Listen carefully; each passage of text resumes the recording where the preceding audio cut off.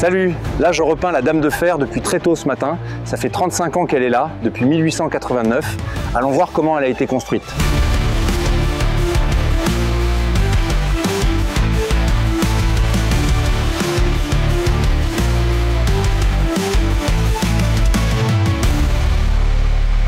Tantôt admiré ou critiqué, ce symbole mondialement connu représente la France et Paris depuis plus de 130 ans. De sa construction rapide mais difficile à sa démolition programmée en passant par une fréquentation parfois en berne, l'histoire de la Tour Eiffel a de quoi étonner. Salut, moi c'est Ivan Bocquet, je suis professeur d'histoire-géographie.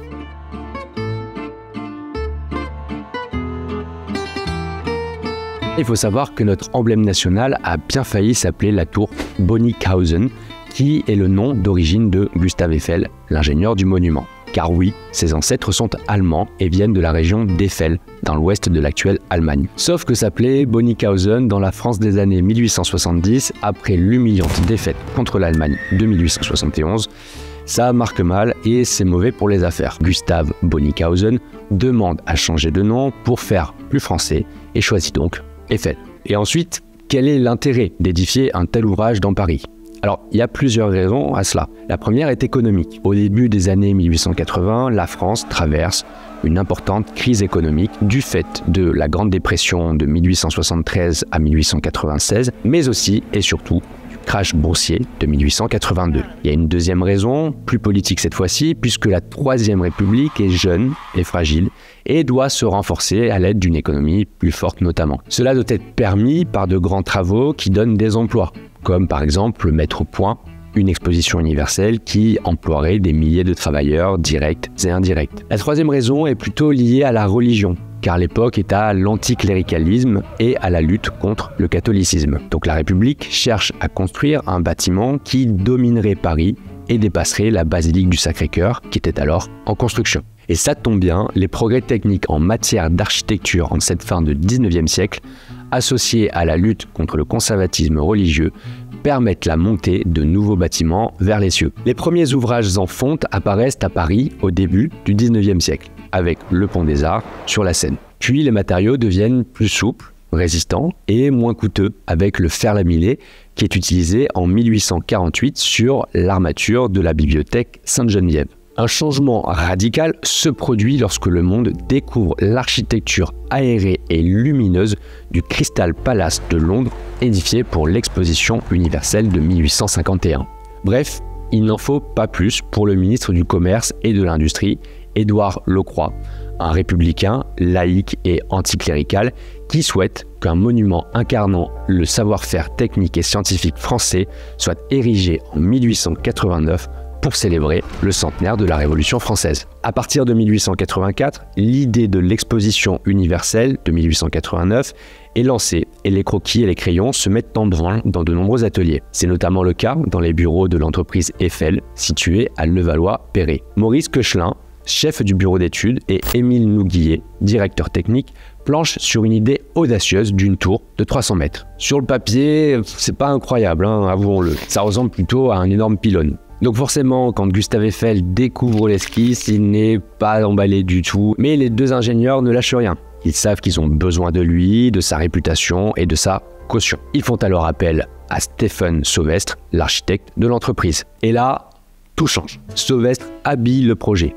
Il ajoute des arcs monumentaux à la base, dessine des salles vitrées aux étages et orne le sommet d'une coupole. Cette fois-ci, c'est la bonne et Eiffel est conquis. Le 18 septembre 1884, il dépose un brevet pour, je cite, une disposition nouvelle permettant de construire des piles et des pylônes métalliques d'une hauteur pouvant dépasser 300 mètres. Le projet est remporté en 1886 face à 107 autres qui sont parfois complètement fous, comme la tour phare en granit de Jules Bourdet, des colonnes creuses ou même des obélisques de fer. Le plus dur reste à venir, car il faut parvenir à construire ce mastodonte en un peu plus de 2 ans. La tour Eiffel sera le plus haut édifice jamais élevé par les hommes. Ne sera-t-elle pas grandiose à sa façon ?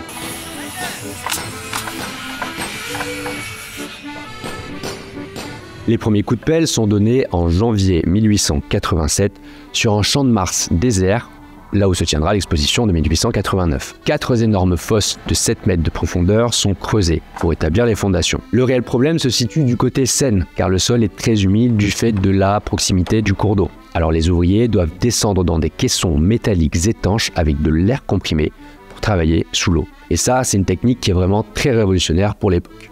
Après plusieurs mois de maçonnerie, les premières pièces métalliques peuvent être assemblées. Et ça se fait très rapidement car elles sont préfabriquées dans les ateliers d'Eiffel, situés à Levallois-Perret, à 4 km du Champ de Mars. Chaque jour, ce sont 150 ouvriers qui s'affairent sur le chantier. Le journaliste Émile Goudot témoigne et dit même que ces hommes noirs, grandis par la perspective du plein ciel, avaient l'air de faucher des éclairs dans les nuées.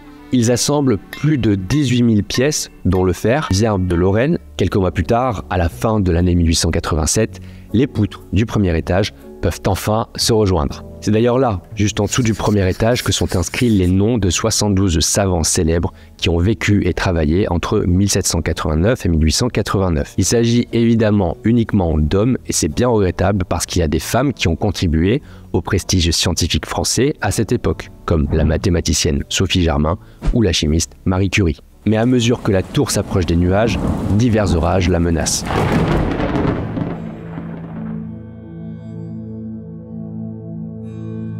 En février 1887, le journal Le Temps publie une lettre de protestation signée par les plus grands noms de l'époque. Guy de Maupassant, Alexandre Dumas fils, l'architecte Charles Garnier ou le peintre William Bouguereau s'unissent contre ce qu'ils appellent l'inutile et monstrueuse tour Eiffel. Leur texte est assassin. Je cite « Une tour vertigineusement ridicule dominant Paris, ainsi qu'une noire gigantesque cheminée d'usine écrasant de sa masse barbare Notre-Dame, la Sainte-Chapelle, la Tour Saint-Jacques, le Louvre. » Le poète Paul Verlaine la qualifie de squelette de beffroi. Joris Karl Huysmans les surpasse tous en écrivant que c'est un tuyau d'usine en construction, un suppositoire criblé de troncs. Alors Eiffel ne se laisse pas faire et publie un droit de réponse dans Le Temps. Je crois que la tour aura sa beauté propre. Parce que nous sommes des ingénieurs, croit-on donc que la beauté ne nous préoccupe pas dans nos constructions ? En septembre 1888, les ouvriers se mettent en grève alors que le deuxième étage vient d'être construit. Ils protestent contre leur temps de travail qui est trop fatigant, 9 heures en hiver et jusqu'à 12 heures en été. Donc ils demandent une prime de risque selon la hauteur. Eiffel leur répond que le risque n'est pas différent, qu'ils travaillent à 200 mètres ou à 50 mètres. Mais ils concèdent tout de même une augmentation de salaire. En décembre, une nouvelle grève éclate, mais cette fois-ci, Eiffel tient tête et refuse toute nouvelle négociation.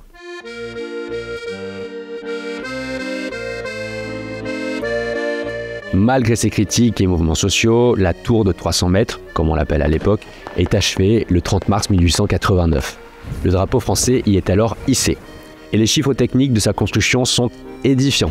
7300 tonnes de fer, 2,5 millions de rivets et 60 tonnes de peinture ont été employées. Dès l'ouverture de la tour, le 15 mai 1889, le public se rue sur le monument. La première semaine, près de 29 000 personnes sportives grimpent à pied, car les ascenseurs ne fonctionnent pas encore. Sur les 32 millions d'entrées de l'exposition universelle de 1889, 2 millions se pressent sur la tour pendant les 173 jours de l'événement. L'inventeur états-unien Thomas Edison lui-même monte jusqu'au sommet, mais il y a aussi le prince de Galles, les grands-ducs de Russie, le Shah de Perse et le roi de Grèce. Alors devant un tel succès, les caisses se remplissent vite et la tour de 300 mètres rapporte déjà 6,5 millions de francs, de quoi la rembourser intégralement. Et là, les premiers détracteurs retournent leur veste. Guy de Maupassant, qui la détestait tant, vient déjeuner régulièrement au restaurant du premier étage car, selon lui, et il n'a pas tort, c'est le seul endroit de Paris d'où on ne la voit pas. Et c'est ainsi que le suppositoire devient la fierté de Paris, le symbole de la France moderne.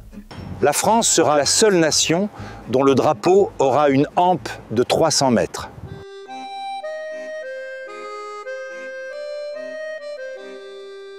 Une fois l'exposition de 1889 terminée, les chiffres de fréquentation sont en chute libre. Elle n'accueille qu'un seul million de visiteurs pour l'exposition universelle de 1900. Et elle doit ensuite être démolie, donc il faut lui trouver une utilité scientifique et elle sert d'antenne radio. D'abord pour des raisons militaires et notamment pendant la Grande Guerre, puis ensuite c'est une radio commerciale à partir de 1922 avec Radio Tour Eiffel. En 1937, à l'occasion d'une autre exposition universelle, elle reçoit un petit coup de neuf au niveau du premier étage. Après, c'est un peu moins sympa. Pendant la Seconde Guerre mondiale, l'armée allemande y déploie une immense banderole où est écrit « L'Allemagne gagne sur tous les fronts ».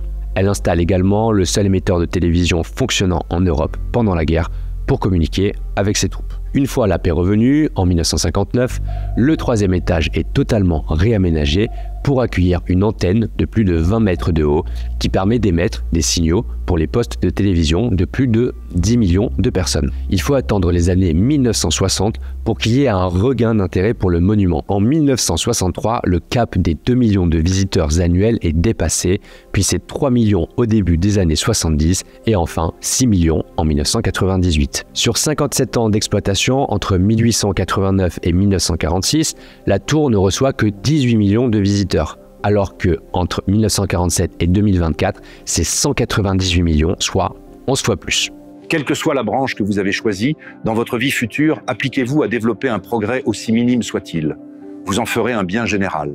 Voilà, c'était le 3e épisode de cette série historique et immersive de Brut. J'espère que l'histoire de Gustave Eiffel et de sa tour vous a passionné. Tout ce que vous avez entendu est 100% historique, basé sur les archives de l'époque, les témoignages des contemporains et les écrits de Gustave Eiffel lui-même. N'hésitez pas à nous dire ce que vous avez pensé de cet épisode en commentaire, vos retours sont vraiment très précieux. Et n'hésitez pas non plus à nous dire si vous aimeriez que l'on consacre une vidéo à un moment de l'histoire qui vous passionne. À très bientôt pour une nouvelle saga.